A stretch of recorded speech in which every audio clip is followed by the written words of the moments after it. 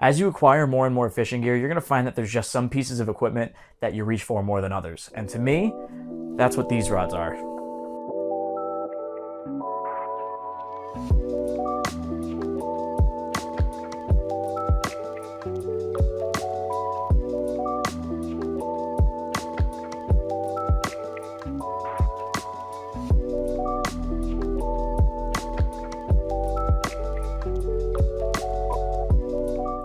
So over the past year, I've really tried to up my finesse fishing game.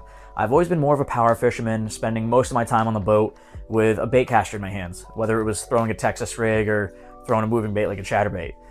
But with the addition of Megalive on my boat, I thought it was a really good idea to get my hands on a spinning rod that I enjoyed using, that was comfortable for me to use in order for me to maximize the effectiveness of my forward-facing sonar. So I began searching for something to throw mostly a drop shot. I was looking for like the nicest drop shot rod that I could find, but that could also throw a variety of other open hook finesse techniques, like throwing little swim baits, Ned rigs, other smaller, lighter open hook finesse presentations. So after doing some quick research and consulting a few friends, I landed on the Megabass Orochi Whipsnake. Now, I have to tell you, this rod has quickly become one of my favorites. So the Megabass Whipsnake is a 6'11" light power. I don't really think it's a light power. To me, it fishes more like a medium light. It's rated from 1/16 to 3/8 ounce, and I'd say that's pretty much spot on. It will easily throw like drop shots from 1/16, and I'd say it tops out at 3/8. You really don't want to go higher than that. It really bogs the rod down. It's not really made for that. But 3/8 is realistically the highest end of the spectrum that you want to go. But as far as how this rod fishes, it's got just enough tip to where it can detect those super subtle bites that you might not necessarily feel. This rod is incredibly sensitive, but you know, when fish are finicky, sometimes they could just mouth the bait and just pick it up and you might not feel it. But this tip is just soft enough to where when you pick up the slack, you could really feel when you have something on the other end. So once you actually have those fish hooked, this rod does an incredible job with its power and taper to let you fight them. It absorbs head shakes really well, and I gotta tell you, I have not lost many fish at all using this, and the ones that I have lost are a result of poor angling skills on my part. So I think as far as a perfect drop shot rod goes, I'm no expert fisherman. I really just started learning how to drop shot effectively last year. I've won a few tournaments with the help of the drop shot, but I'm by no means an expert. So with that being said, I can't find anything wrong with these rods. I think it's easily the best rod that I've used throwing a drop shot. But that doesn't mean that it's all you could throw. And that kind of leads me to my next rod here.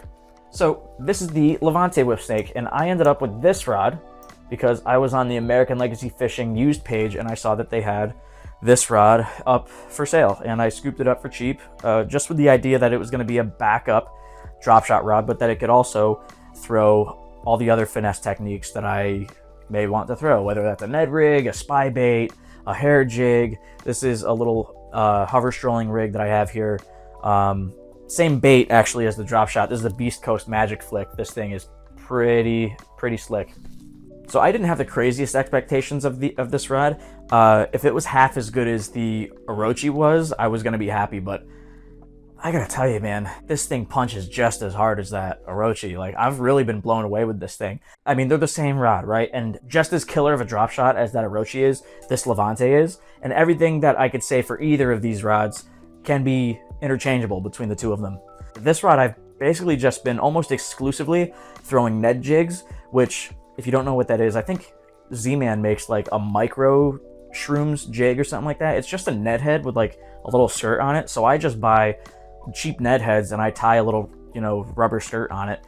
And when everyone's throwing a Ned rig, I throw that, and I feel like it might help me get a few more bites. But I've been throwing Ned jigs and this strolling jig. Like I said, I really wanted to up my spinning rod game to work in conjunction with the Megalive that I put on my boat last year, and I've had some crazy success with these two rods here. This rod has just been incredible for everything that I've thrown at it. I've thrown spy baits on this. I've used it for Damiki rigs. I've used it for strolling. I've used it for Ned rigs and those little Ned jigs I was talking about. I haven't thrown a drop shot in this, but like I said, everything I say about one of these rods, you could apply to the other. Their power and tapers and actions are nearly identical, I'd say. Yeah, not much that I could say negative about these two rods. Now, I didn't really go into the specifics too much. I mean, I know I talked about they're both labeled as a light. They fish more like a medium light. They're both 6'11". They both throw 1/16 to 3/8 ounce. So it makes sense, right? They're the same rod. They're both the Megabass Whipsnake. One is just $100 cheaper than the other. And if I'm being quite honest with you, as much as I love the Orochi, I don't really see too much reason to go higher than the Levante. Beautiful rods. One thing that I could say with certainty about every single Megabass rod is that they are just absolutely beautiful and they have amazing craftsmanship, right? Now, you can see there, it's a little dirty. Now, I was considering cleaning these rods up for the review, but I wanted to be realistic. And this is after 6 months of hard fishing with this Levante, and I have about a year on that Orochi. So I just want this to be real. And this is, if you fish with EVA, this is what you can expect. It's fish slime, it's sweat, it's maybe some dirt, like it just happens, you know? I think between EVA and cork, you're gonna have pros and cons with each.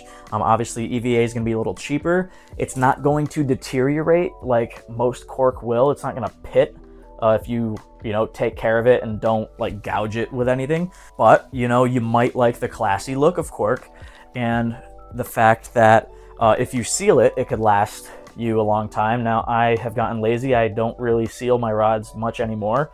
You can see this is dirty. I haven't wiped it down, but it definitely has a higher end look and it has a more classy look. Same thing could be said for the rest of the rod. Like, you have the beautiful wrapping there. It looks really elegant. Even as far as, where is it? Let me see if you could see it. I don't know if you could tell, but there's like purple and green kind of threads wrapped in there, and it just looks so nice. You're fishing with like a work of art. As far as build quality goes, both of these rods are top notch. I haven't had an issue. There's no creaking when it's under load or casting. But really, both of these rods are just incredible for basically any little light finesse presentation that I want to throw. They're super sensitive. They're incredibly light. Most of the time, most people nowadays fish these spinning rods with braid to leader, and you're going to feel the same bites on both of these rods. I don't know if it's just me, but the Levante might feel a touch lighter than the Orochi. I haven't weighed them. I'm not too crazy about weight anymore.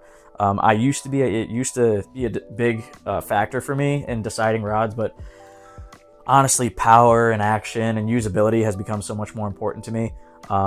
They're both incredible. They're both balanced beautifully. Look, right there, right where I hold it. And by the way, can I just say that these forward grips here should be the only grips that come on spinning rods ever. Like, I'm not a huge fan of the rear grip on the spinning rods at all.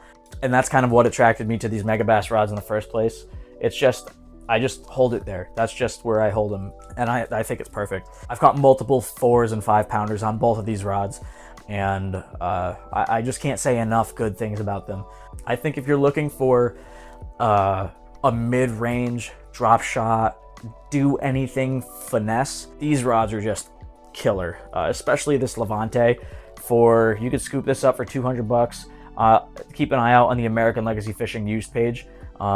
They every now and then will have a Levante up there, and you could scoop them for like $160, $150, $160, and I think that is just a steal. There's not many rods that you're going to find for that price that are much better than this. At the end of the day, if you're looking for a rod to throw these lighter finesse presentations like a drop shot or a hover rig, Neds, small swim baits, spy baits, hair jigs, whatever you want to throw really, these rods should absolutely be on your radar.